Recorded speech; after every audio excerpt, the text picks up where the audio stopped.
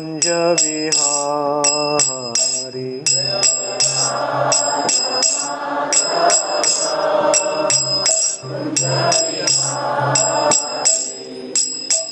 Gopi jana vallabha girivardhari.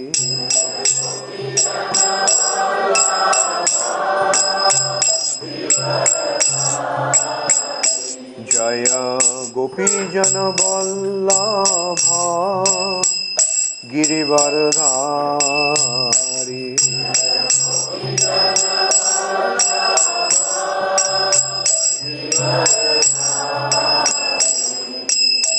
Jashodanandana brajajana ranjana.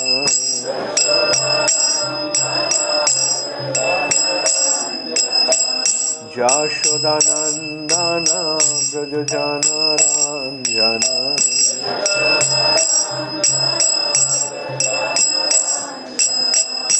Jamuna tira vanachari.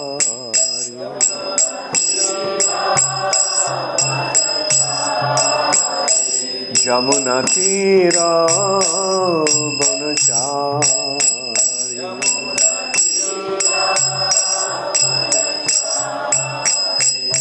Jaya Radha Madhava Kunja Vihari.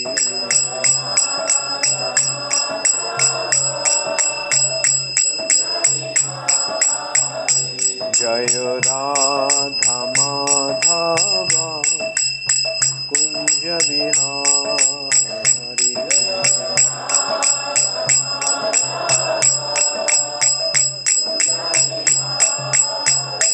Jaya Radha Madhava Kunja Vihari.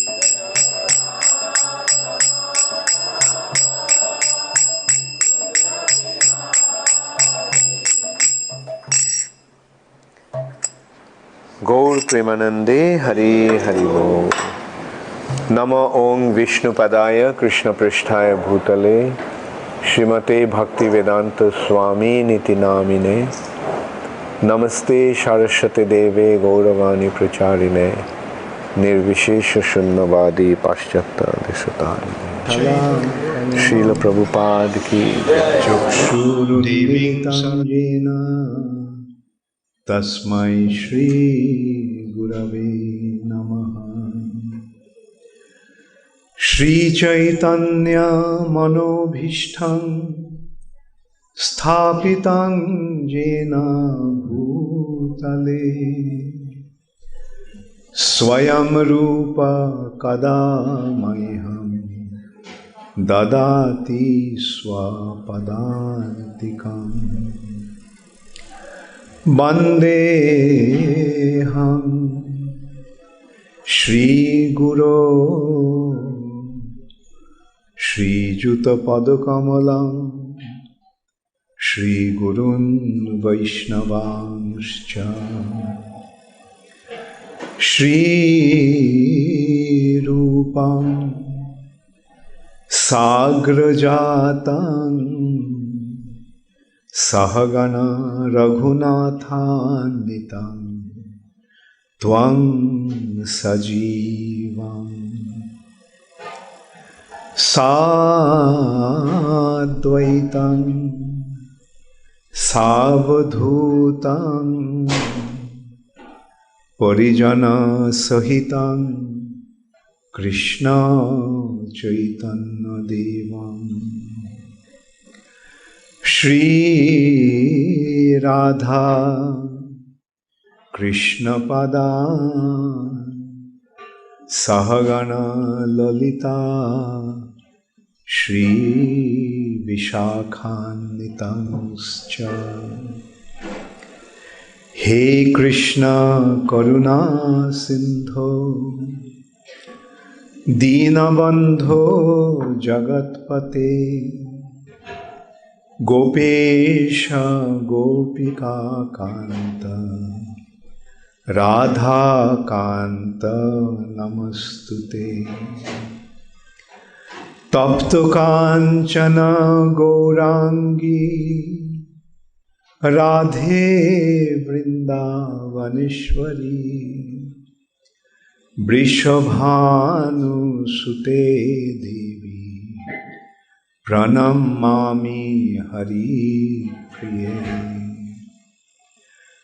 vancha kalpatarubhascha kripa sindhubhayeva cha patitānaṁ pāvanebhyo vaishnavebhyo namo namaha. Shri Krishna Chaitanya Prabhu Nityananda Shri Advaita Gadadhar Shivāsadi Gaura Bhakta Vrinda. Hare Krishna, Krishna Krishna, Hare Hare, Hare Rama, Rama Rama, Hare Hare. Hare Krishna, Krishna Krishna, Hare Hare, Hare Rama, Rama Rama, Hare Hare.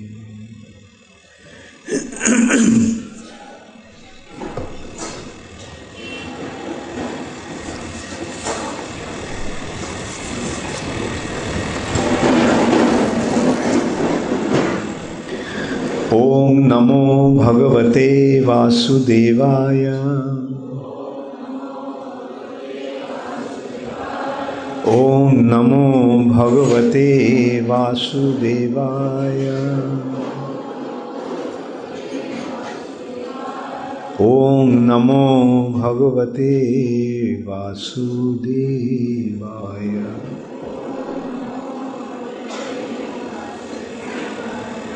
Narayanam namaskritya naram chaiva narottamam devim sarasvatī vyasam tato jayamudiraye nashtaprayeshu abhadreshu Nityam bhagavata sevaya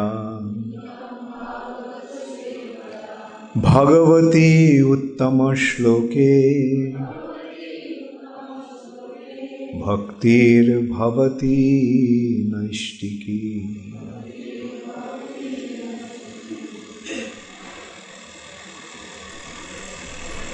Śrīmad-Bhāgavatam, 2nd Canto, Text 36. For these few days, 4 days of Bhagavatam classes, I am selecting some special verses instead of just going from one verse to another, because in 4 days we won't be able to cover very much sequentially and that way. So I thought that it's better that I select some special verse and relevant special verses and give the class on that. So, the second chapter of the 2nd Canto is entitled as The Lord in the Heart. Text 36.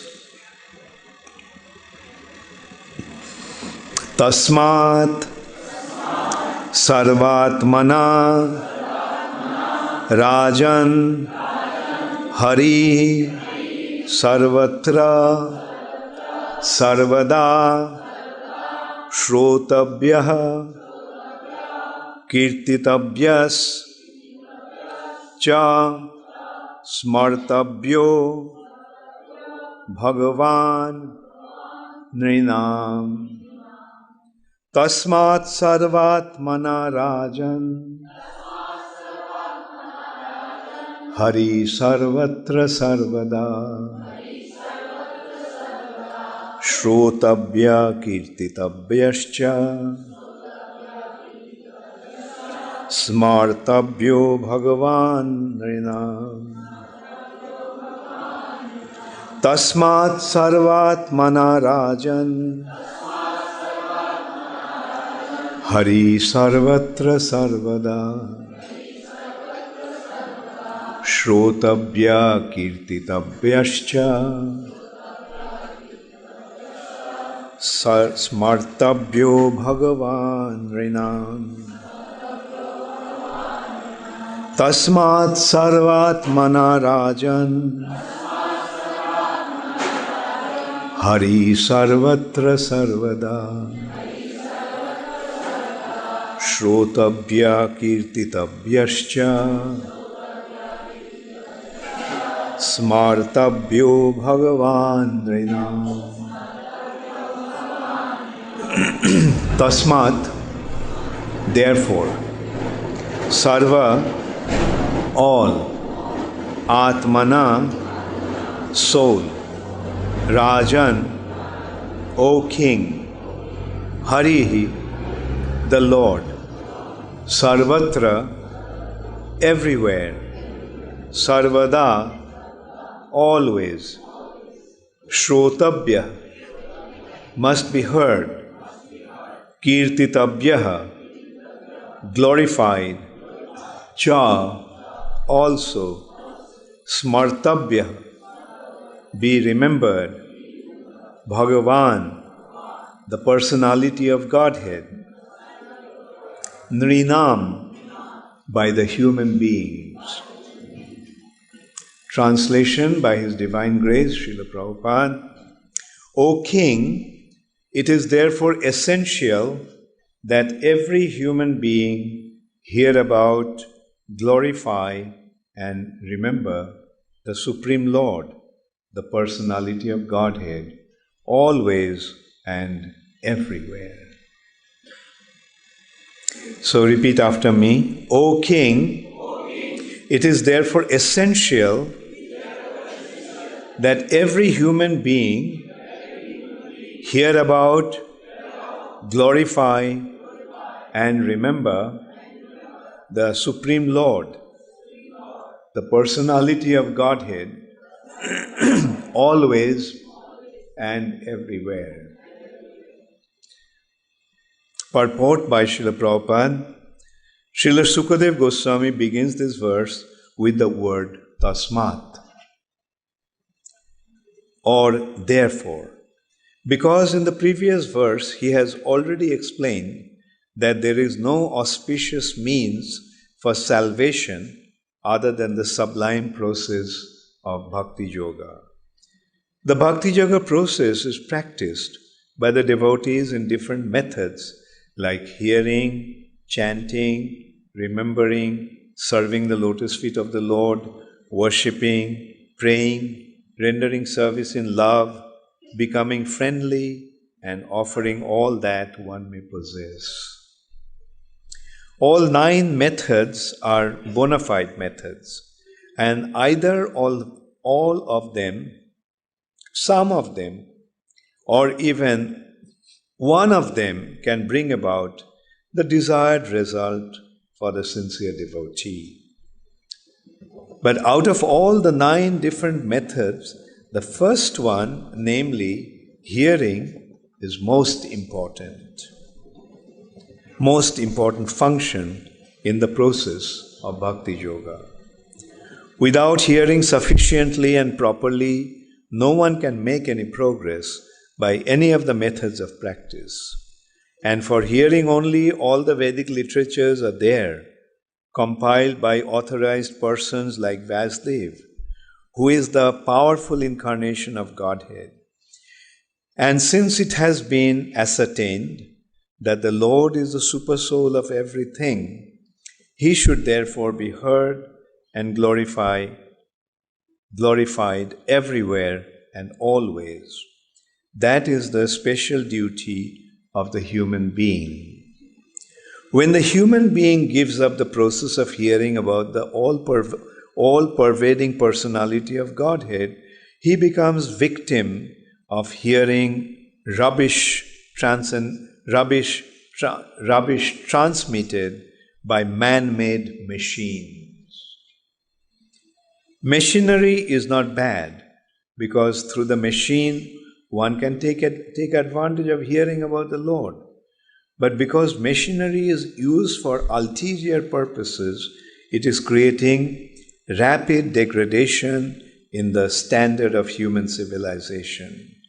It is said here that it is incumbent upon the human beings to hear, because the scriptures like Bhagavad-gītā and Śrīmad-Bhāgavatam are made for that purpose. Living beings other than human beings have no ability to hear such Vedic literatures. If human society gives itself to the process of hearing the Vedic literature, it will not become a victim to the impious sound vibrated by impious men who degraded the standard of the total society. Hearing is solidified by the process of chanting. One who has perfectly heard from the perfect source becomes convinced about the all-pervading personality of Godhead, and thus becomes enthusiastic in glorifying the Lord. All the great acharyas like Ramanuja, Madhva, Chaitanya, Sarasvatī Ṭhākura, or even in other countries, Muhammad, Christ, and others, have all extensively glorified the Lord by chanting always and in every place. Because the Lord is all-pervading, it is essential to glorify Him always and everywhere. In the process of glorifying the Lord, there should be no restriction of time and space. This is called sanātana-dharma or bhāgavata-dharma. Sanatan means eternal, always and everywhere. Bhagavat means pertaining to Bhagavān, the Lord. The Lord is the master of all time and all space, and therefore the Lord's holy name must be heard, glorified and remembered everywhere in the world. That will bring about the desired peace and prosperity so eagerly awaited by the people of the world. The word cha includes all the remaining processes or methods of bhakti-yoga as mentioned above. So,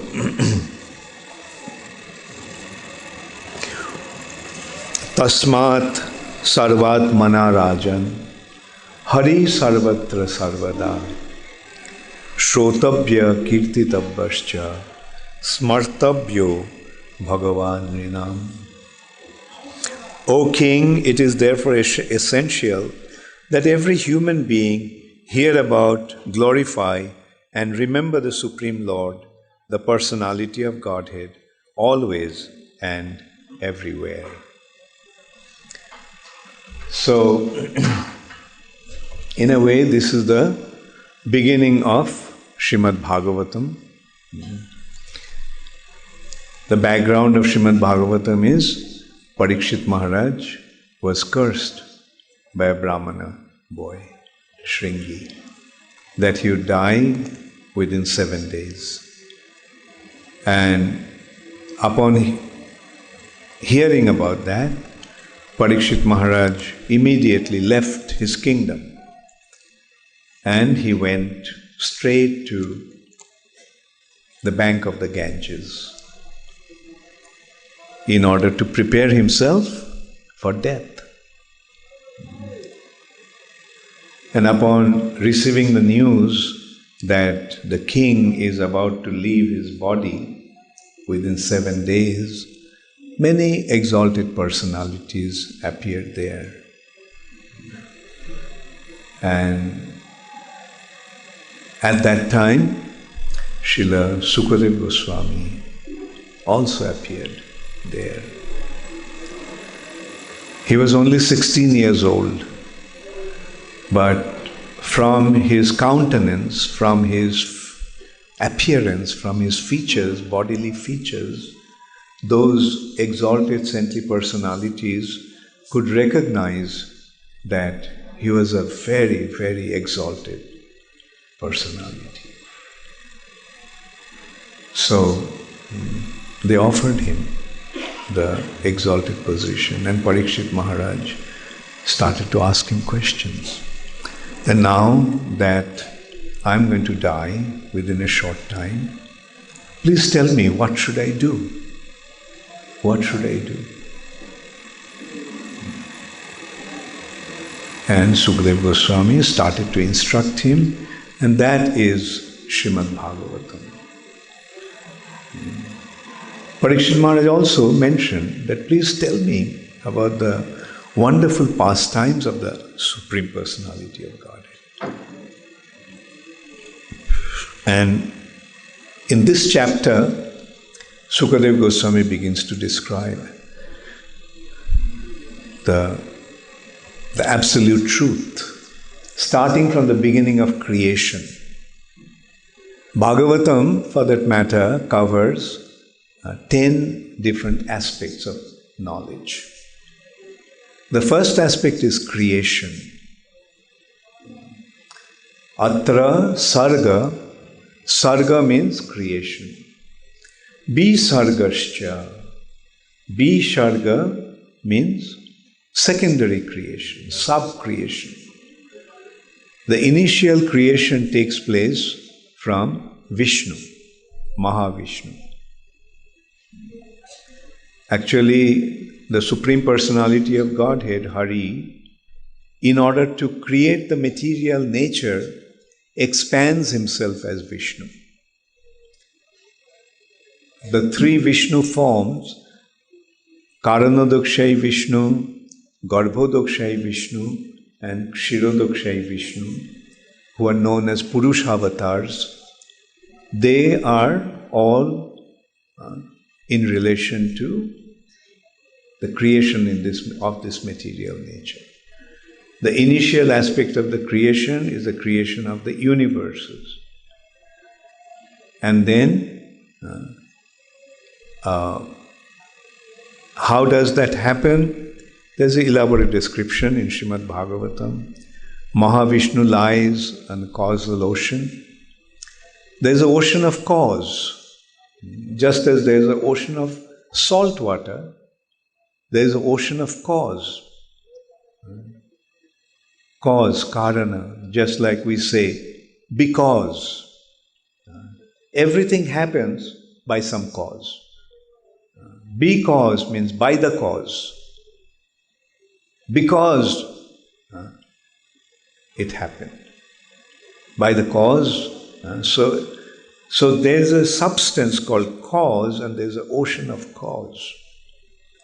And Mahavishnu lies in the causal ocean, and as he breathes, from his breathing, the bubbles that are generated in the causal ocean, each single bubble is a universe. And Mahavishnu is not only breathing from his mouth or nostrils, he is breathing from every single pore of his body. And Mahavishnu's body is unlimited. So we can consider that way. If Mahavishnu's body is unlimited, then the pores in Mahavishnu's body is also unlimited. Therefore, the number of universes are also unlimited. So, this way there are innumerable universes are generated from Mahavishnu's body. As you have seen in a bubble, what is there inside the bubble? This bubble is empty inside. So now, Mahavishnu entered into each single universe, which was otherwise empty inside, as Garbhodokshayi Vishnu. And generating water from his own body, he filled up half of the universe and he laid on the bed of Anantashesha. And then from his navel sprouts one lotus. And Brahma, the first created being, the first personality in the universe, was situated on that lotus. Brahma at the beginning, that's what Śukadeva Gosvāmī is mentioning at the beginning of this chapter. Brahma at the beginning did not have any knowledge, any understanding, any recollection. He did not have any, his mind was completely empty. That is, he did not have any recollection where he was from, who he was. It's like one fine morning you wake up and you find yourself in a strange place and you don't have any recollection, you don't have any remembrance where you came from, who you are. How will you feel? Did you ever imagine Did you ever imagine? One morning you woke up and you found yourself in a strange place. And you don't remember anything. So that was the situation of Brahma. He woke up and he found himself sitting on a lotus and he didn't remember who he was, where he came from. And then, by the mercy of the Lord, Brahma received the Gayatri mantra. And meditating on the Gayatri, the knowledge or Veda was revealed in the heart of Brahma. Tene brahmarhida adikavaye muhyanti jat suraya. The transcendental knowledge was revealed in the heart of Brahma. Dibba Gyan Hriday Prakashita. The transcendental knowledge is revealed in the heart. The transcendental knowledge was revealed in Brahma's heart. Brahma received the knowledge by meditating upon Virat Roop of the Lord.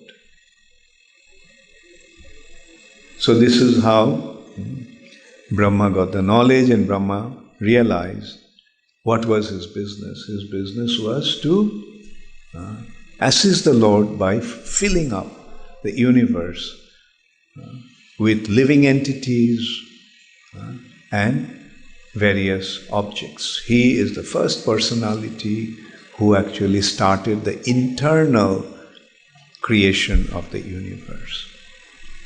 That's why it's called the secondary creation. The primary creation was by Vishnu, by Mahavishnu, as I mentioned.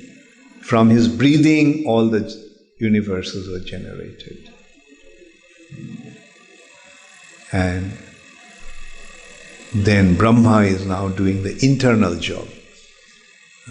Sometimes in this respect I give the description, I give the analogy of an interior decorator. The house is built, but then what happens? The interior decorator comes and he does the interior decoration. Well, this furniture will be here, this table will be here, this light will be here.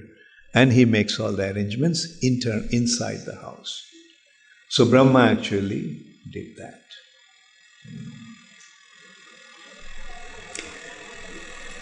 Then Śukadeva Gosvāmī mentioned that Brahma received the Vedic knowledge, Vedas. But Vedas can be very bewildering. The Vedic sounds are bewildering.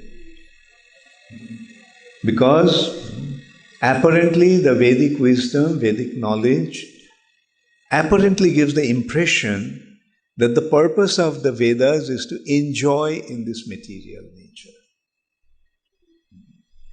To enjoy here.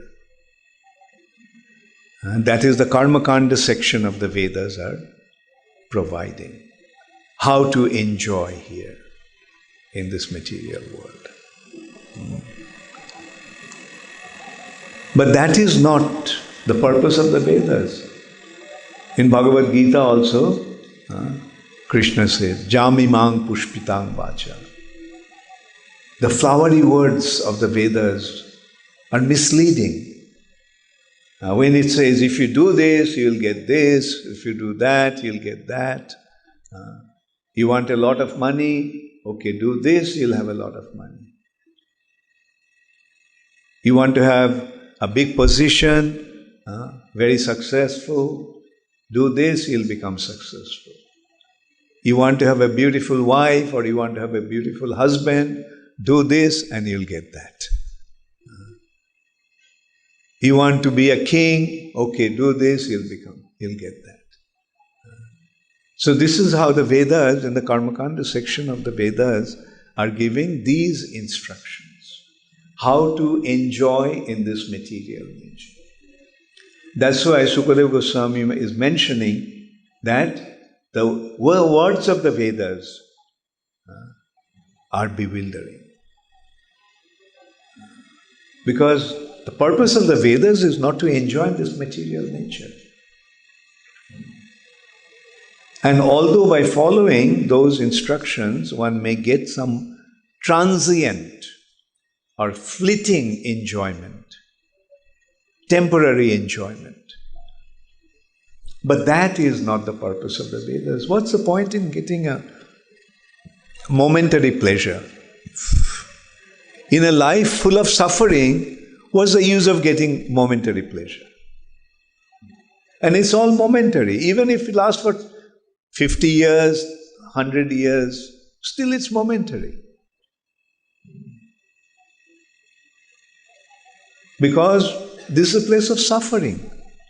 Material nature is a place of suffering, and this body is an instrument to receive pain. So how, with dwelling in an instrument, dwelling in a body that is meant for receiving pain, in a place which is meant for suffering, one can enjoy?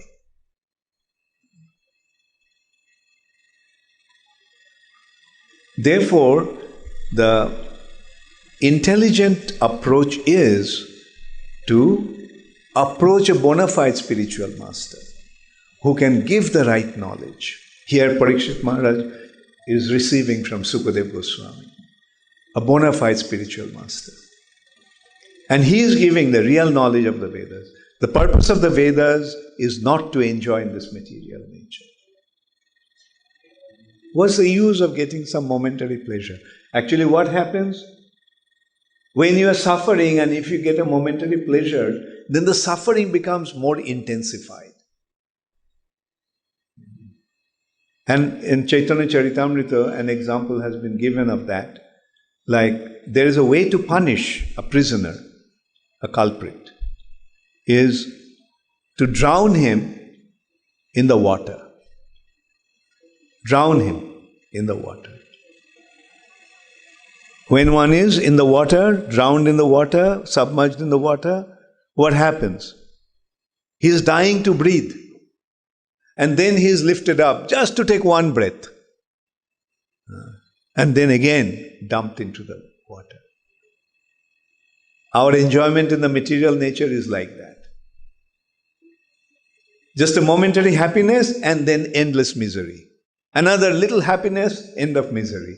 And everyone is thinking, well, tomorrow I'll become happy. So there is no way to become happy or joyful in this material nature. Actually, happiness means when the suffering condition is reduced to some extent, we call that happiness. We are suffering. An example has been given. One has got a boil in his back. And is paining. So, a cushion has been given to him to sit on. Little pleasure for the boil. But the pain of the boil is not coming from outside, it's coming from inside. And just getting some momentary pleasure is not really going to eliminate it forever. So that is the intelligence. So understanding that, what should one do? Parikshit Maharaj and Śukadeva Gosvāmī is telling that reduce the necessities of your existence in this material nature. Don't try to increase it. Don't try to make arrangements to enjoy in the material nature. Rather, recognizing that this is a place of suffering, you reduce that endeavor for enjoyment. Or just reduce whatever is needed. And he is giving the example. What's the point in a bed when there is so much flat land to lie on? What's the need of a pillow when you have the arm to rest your head on? So this is how he is actually pointing out how to reduce. And he's pointing out, don't the trees and plants and animals and insects live?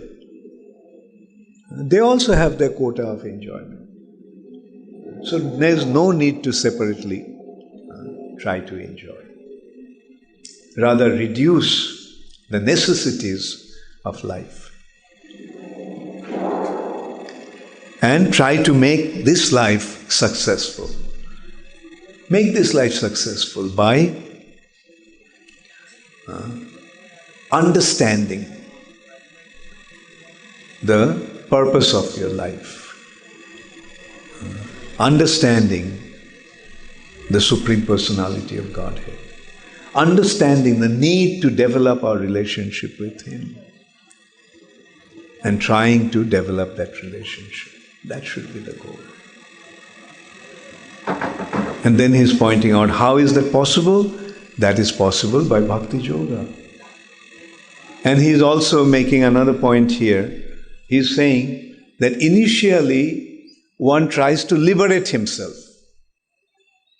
He wants to deliver himself. He wants to advance himself for his own benefit.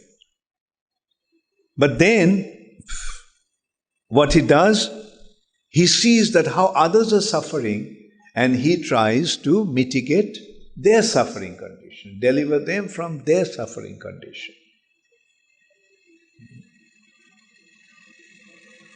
They're suffering. Therefore, he goes out and shows them the way to become free from the suffering condition. So that is a devotee.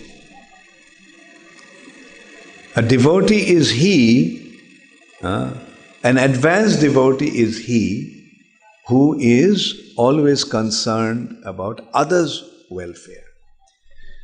Just as Sri Chaitanya Mahaprabhu said, Janma sarthak kori karo paro upakar. Paro upakar. A devotee is he who is always trying to benefit others, or paro upakar. And that paro upakar, the business of paro upakar, benefiting others, has been described as Jare dakho tare kaho Krishna upadesh. Whoever you see, you instruct him about Krishna. Jare dakho tare kaho Krishna upadesh, amar aggai guru hoiya taro desh. Because Krishna upadesh can be given by one who has Krishna, who knows Krishna, and that is Guru. Guru is he, Jai Krishna Tattvavedta, Shei Guru. Whoever knows Krishna can become a Guru, especially when he tells others, gives them the instruction. So that is why it is so important that the devotees go out and preach. And those who are preaching, they are gurus.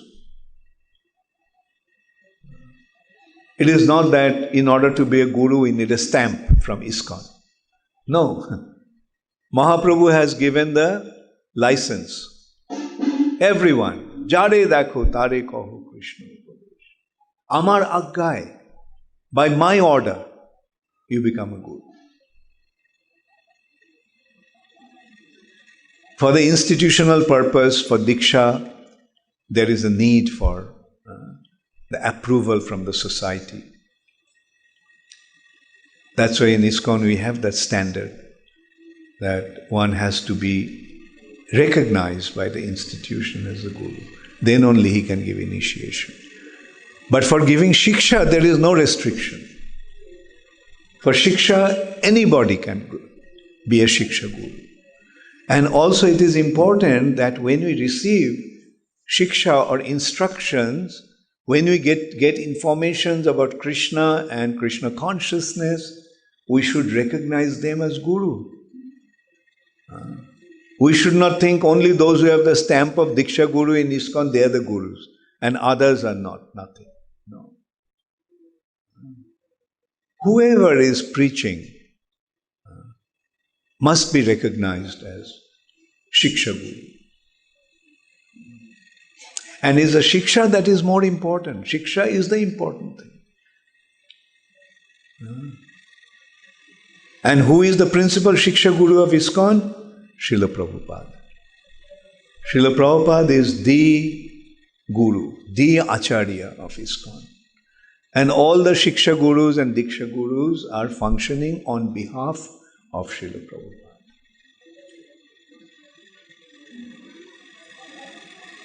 And when we develop this understanding properly, then Krishna consciousness movement will start to spread with a tremendous speed, with tremendous success. Let's go out, let everybody feel that. Let me go out and give everyone Krishna. That's called compassion, as Śukadeva Gosvāmī is pointing out.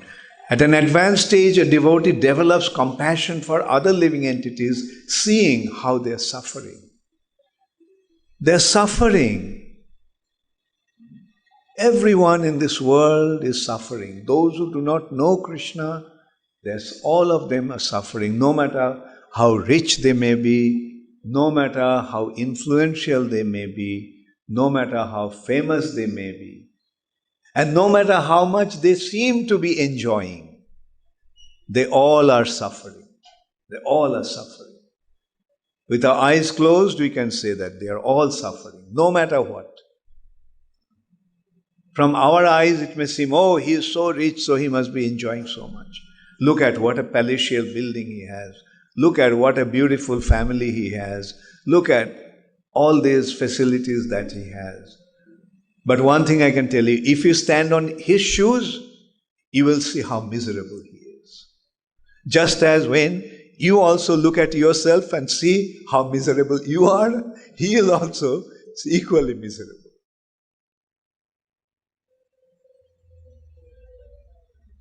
So, the only way to become really happy, the only way to become really successful in life is by becoming a devotee of Krishna.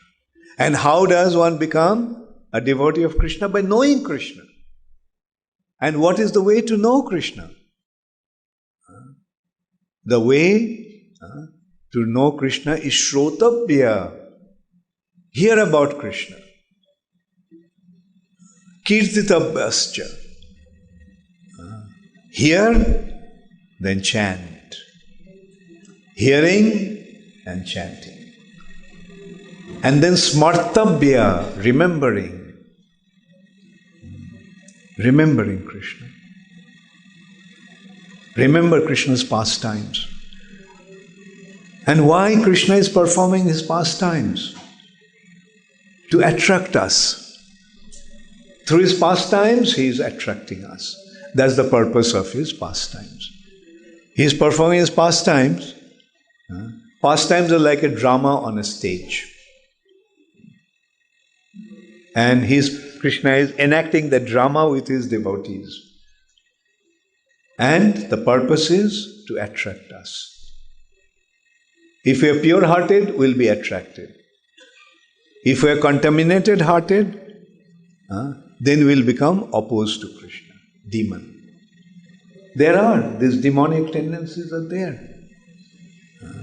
Not that everybody by hearing Krishna's glory will become attracted to Krishna. There are individuals, upon hearing about Krishna's pastimes, they become inimical to Krishna. They don't want to accept him. And they'll find reasons not to believe that Krishna is God. And the goal of life is to become his devotee. The demoniac mentality is, I am God. Like Hiranyakashipu, Rāvan, Kumbhakarna, Dantavakra, Shishupal. They all were inimical to the Supreme Personality of Godhead. Why? Because they developed an aversion to him for some reason. And the bottom line is that I am the greatest. If there is God, I am God. And nowadays, there is another group, another mentality is developing. That is, you all are God.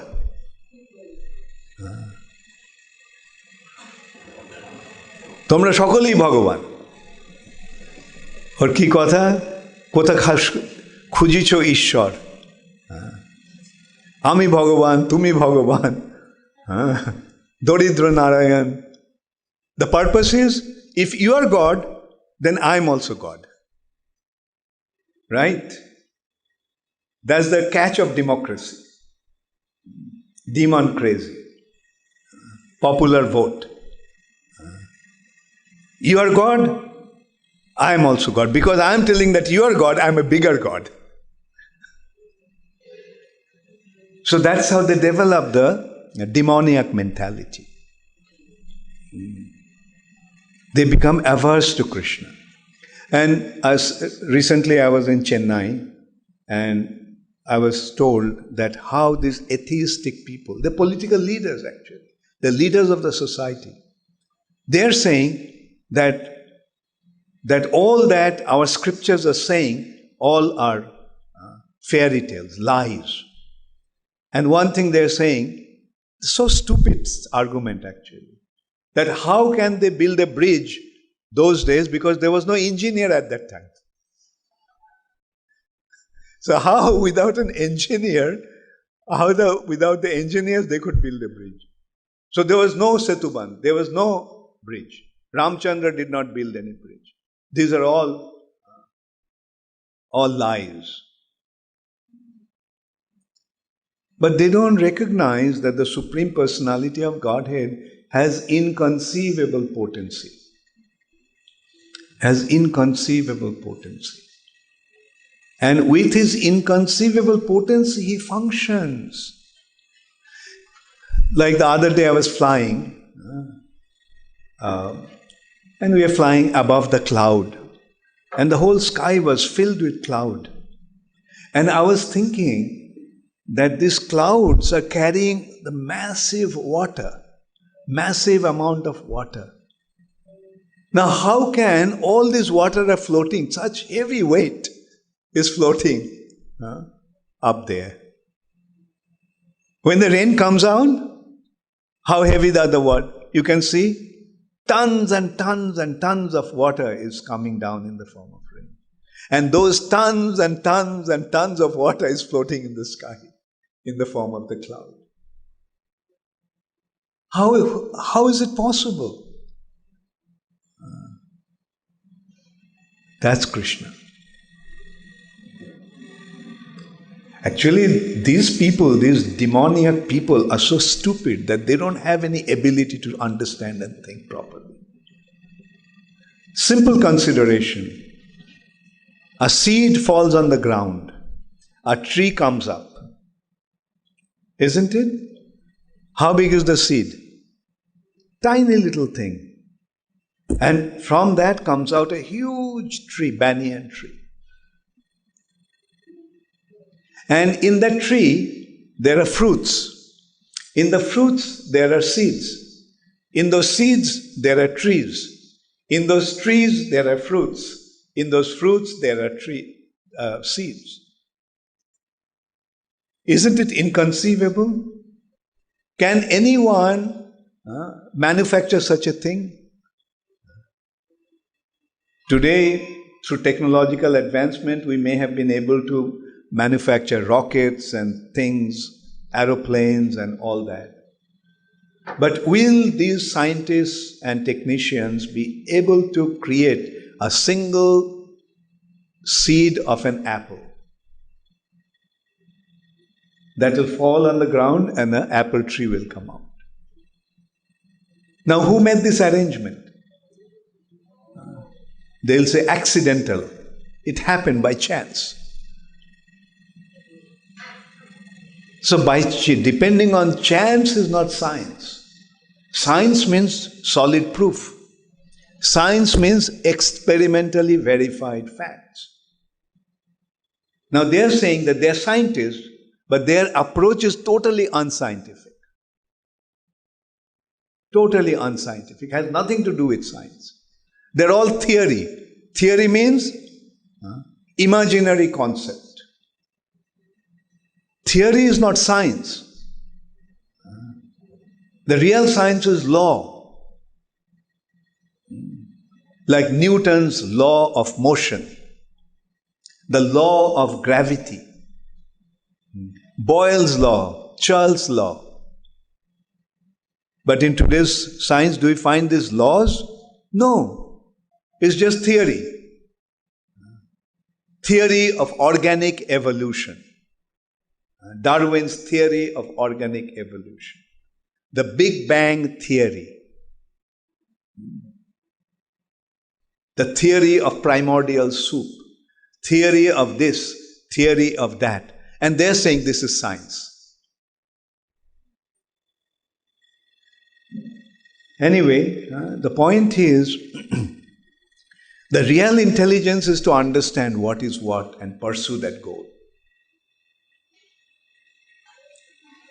And Prabhupada is pointing out that purpose of life for everyone is to recognize the Supreme Personality of Godhead and develop one's relationship with Him.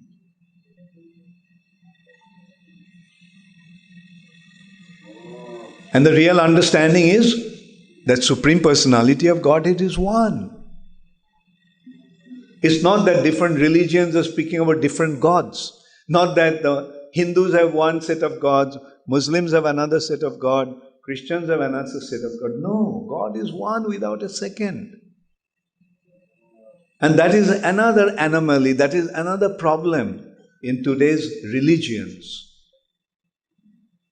All the religions are caught up with a big misconception because they are not pursuing the real purpose to understand God.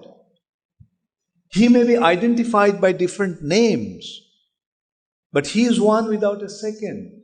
And all religious leaders are speaking about the same person. As Prabhupada is pointing out, the Acharyas spoke like Madhvacharya, Nimbarkacharya, Vishnu Swami, and they all are speaking about God. And Prabhupada is saying, similarly, Muhammad is speaking about God, the same personality. Jesus is saying about the same personality. When the people developed a misunderstanding about God, they corrected that.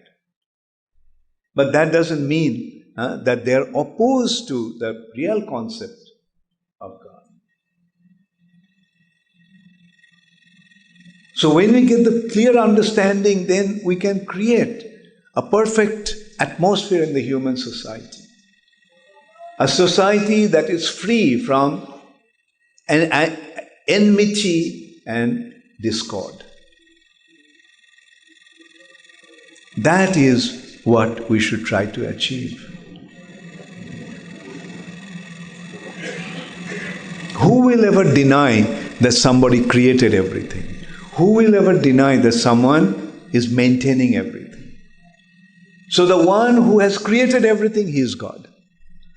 The one who is the same personality who created is maintaining everything. He is God. The same person.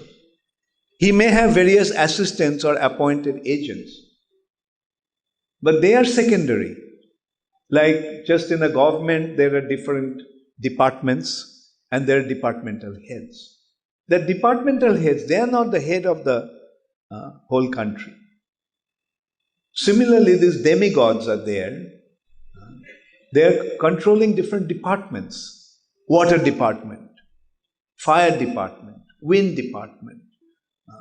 All these departments are there and different personalities are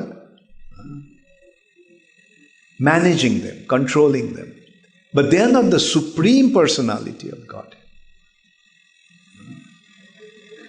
The supreme personality of God is one without a second. So that is the clear understanding, and when we develop that understanding, then we become situated in a platform where our hearts become completely satisfied. Because by surrendering unto Him, we feel total security. He is maintaining everything. He is omnipotent. He is omniscient. So if I surrender unto Him, He will take care of me. Since He is my Supreme Father, He will take care of me, just as a father takes care of his children. So, this is the first thing that we must understand while we are trying to progress in our spiritual life. The Lord in the heart. The Supreme Personality of Godhead is situated in everyone's heart. And He is waiting when we are going to surrender unto Him. And when we do that, our life becomes successful. Thank you very much. I'm not inviting any question right now. So now you all go, take prasadam. And get ready for the next session at 11 o'clock. Gaur Premanande Hari. Śrīla Prabhupada ki jai. Namo Om Vishnu Padaya Krishna Prishtaya Bhutale Srimate Bhakti-vedanta Swami Niti Namine Namaste Sarasvatī Deve Gauravani Pracharine Nirvishesha Shunyavadi Paschata Dishkari.